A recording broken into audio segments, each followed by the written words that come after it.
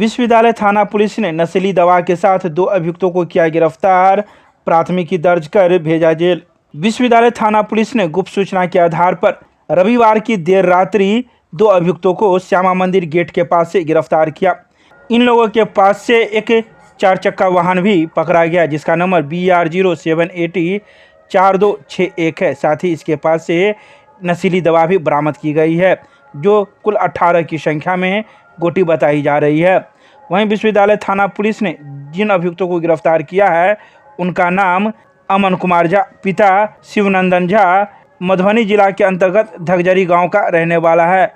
तो वहीं दूसरा व्यक्ति का नाम सुमन सौरभ है जिसके पिता का नाम दिनेश पासवान है और यह दरभंगा जिला के सिमरी थाना क्षेत्र के अंतर्गत कमरौली गांव का रहने वाला है। दोनों अभियुक्तों को गिरफ्तार कर लिया गया है। वहीं अमन कुमार झा पहले से हत्या, बैंक डकैती, आर्म्स एक्ट, लड़की भगाने के मामले में आरोपित रहा है। इसके साथ ही सुमन सौरभ भी कई मामलों में भी आरोपित रहा है जिसको पुलिस ने गिरफ्तार किया है। वहीं सोमवार को कागजी कार्रवाई कर दोनों अभियुक्तों को विश्वविद्यालय थाना पुलिस ने जेल भेज दिया।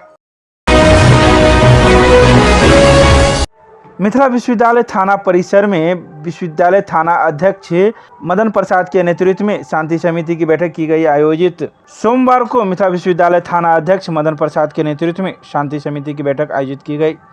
वहीं शांति समिति की बैठक में थाना क्षेत्र से जुड़े हुए कई सामाजिक कार्यकर्ता के साथ साथ बुद्धिजीवी वर्ग के व्यक्ति एवं पूजा समिति से जुड़े हुए सदस्यगण मौजूद थे। वहीं थाना अध्यक्ष ने सभी पूजा समितियों से कई बातों की जानकारी ली। साथ ही यह भी जाना कि उनके रामनवमी का अखाड़ा किस मार्ग से होकर जाता है और किस प्रकार से जाता है, कहाँ बल की ज़रूरत है ताकि पुलिस बल समय पर तैनात किया जाए।